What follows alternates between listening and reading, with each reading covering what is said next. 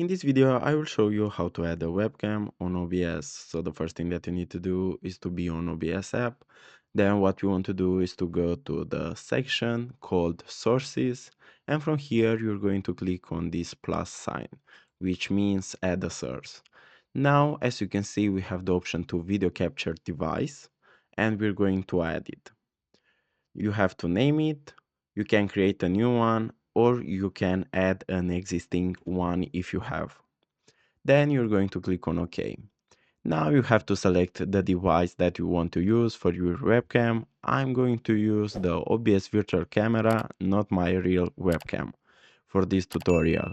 So from here, all we have to do is to click on OK. Now, what you want to do is to click on it and resize it how you like and move it how you like, where you like.